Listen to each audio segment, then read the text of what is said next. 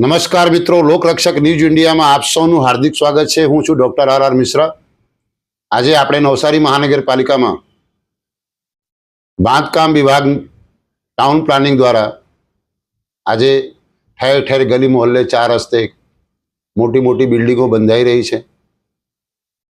હવે એ કાયદેસર છે કે કેમ, આવા અહેવાલો મીડિયામાં અને લોકચર્ચામાં કાયમી ધોરણે ચાલી રહ્યું છે, જેમાં અમે 7 માળની 2 બહુમાળી બિલ્ડિંગોની સત્યતા જાણવા માટે ફક્ત બીયુસી એટલે બિલ્ડિંગ યુઝ પરમિશન, જેના વગર કોઈ પણ બિલ્ડિંગ રહેવા લાયક છે કે કેમ એ આપણા મહાનગરપાલિકાના કમિશનર દ્વારા બીયુસી અને સીસી આપવામાં આવેલો હોય તો એ પાકું કહેવાય।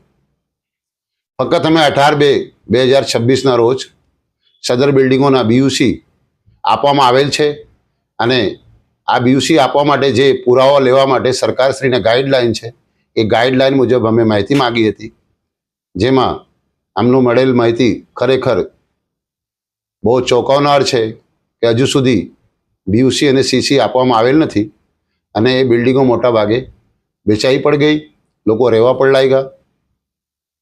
હવે આવા ભ્રષ્ટાચારમાં ફક્ત બિલ્ડર નહીં હોય, સાથે સાથે આપણા પ્રશાસનિક અધિકારીઓ પણ હોય તો જ આ બિલ્ડિંગ વેચાય છે। આકારણી કરવા માટે જે અમને પુરાવા મળેલ છે તેમાં આવું લખવામાં આવેલ છે કે મહાનગરપાલિકા દ્વારા કે આ સરકારી જમીન પર બાંધકામ થયેલ નથી। હવે સરકારી જમીન હાથે એમાં શું લેવા દેવા? કાયદા મુજબ એ ગેરકાયદેસર છે અને હાઈકોર્ટ અને સુપ્રીમ કોર્ટના સ્પષ્ટ હુકમ છે કે આવા ગેરકાયદેસર બિલ્ડિંગોને કોઈ પણ સંજોગોમાં કાયદેસર કરી શકાય નહીં, ડિમોલેશન સિવાય એનો કોઈ વિકલ્પ નથી।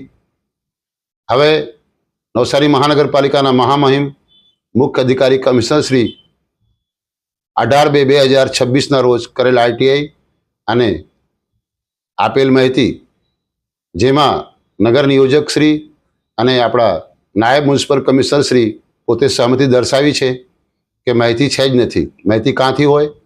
કાયદેસર હોય તો માહિતી હશે। આવા ગેરકાયદેસર બિલ્ડિંગોને ઉપર કાર્યવાહી કરશે કે એમાં રહેનાર નાગરિકોના ભવિષ્ય રામ ભરોસે મૂકી પોતાને બચાવ કરશે। આપ સૌને અપીલ છે કે આ વિડીયોને સબસ્ક્રાઈબ કરો, લાઈક કરો અને આપણા મિત્રોને પણ મોકલજો, જેથી અમારી આવનાર વિડીયો આપ સૌને સૌથી પહેલાં મળે। આ સંપૂર્ણ વિડીયો આખરી સુધી જોવા, જેથી આપ સૌને ખબર પડે કે આમાં કાયદો શું કહે છે અને જમીની હકીકત શું ચાલી રહ્યું છે। નવસારીમાં આવેલી એક આખી 7 માળની કમર્શિયલ બિલ્ડિંગને ટેક્સ એસેસમેન્ટ એટલે કે આકારણી આપી દેવામાં આવી, પણ કઈ રીતે? માત્ર એક આર્કિટેક્ટના સર્ટિફિકેટના આધારે।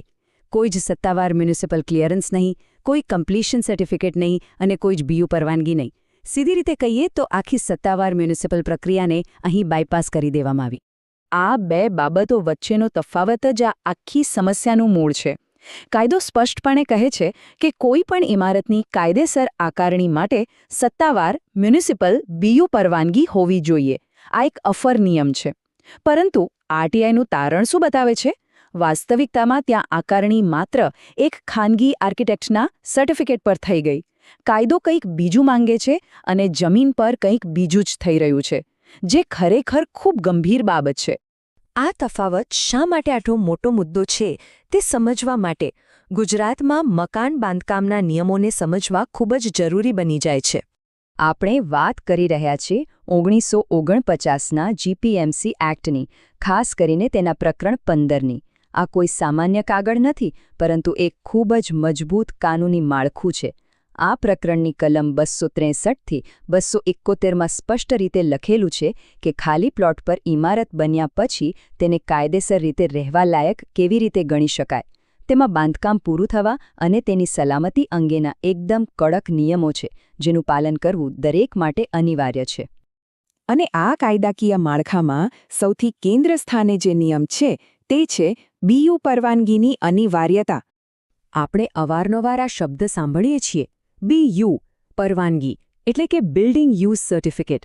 સાદી ભાષામાં સમજીએ તો આ કોઈ સામાન્ય ઔપચારિકતા નથી। કોઈ પણ ઇમારત બની ગયા પછી તેમાં રહેવા જવું હોય કે તેનો વ્યવસાયિક ઉપયોગ કરવો હોય તે પહેલાં મ્યુનિસિપાલિટી પાસેથી આ સત્તાવાર મંજૂરી લેવી બિલકુલ ફરજિયાત છે. આ સર્ટિફિકેટ વિના ઇમારતનો ઉપયોગ કરવો એ કાયદાની નજરમાં સંપૂર્ણપણે ગેરકાયદેસર છે. કલમ 263 અને 264માં આની એકદમ સરળ અને પારદર્શક પ્રક્રિયા આપેલી છે. સૌથી પહેલું પગથિયું એ છે કે બાંધકામ પૂરું થયાના 1 મહિનામાં જ માલિકે મ્યુનિસિપાલિટીને સત્તાવાર જાણ કરવાની હોય છે.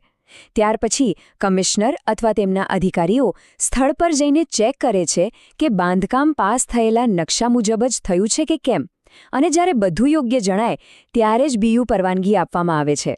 પણ નવાઈની વાત એ છે કે નવસારીના આ 7 માળના કેસમાં આ આખી પ્રક્રિયા જ ક્યાંક ગાયબ થઈ ગયાની જણાય છે. હવે સ્વાભાવિક રીતે એ પ્રશ્ન થાય કે જો કોઈ આ નિયમો તોડે તો કાયદો સત્તાવાળાઓને શું પાવર આપે છે? ચાલો એ જોઈએ. અહીં આપણે કોઈ કાયદાની બોરિંગ ચોપડી નથી વાંચવી, પરંતુ મ્યુનિસિપલ કમિશનર પાસે કેટલા જબરદસ્ત પાવર છે તે સમજવું છે. કલમ 267 તેમને કોઈપણ સમયે બાંધકામ સાઇટ પર જઈને ચેકિંગ કરવાનો અધિકાર આપે છે.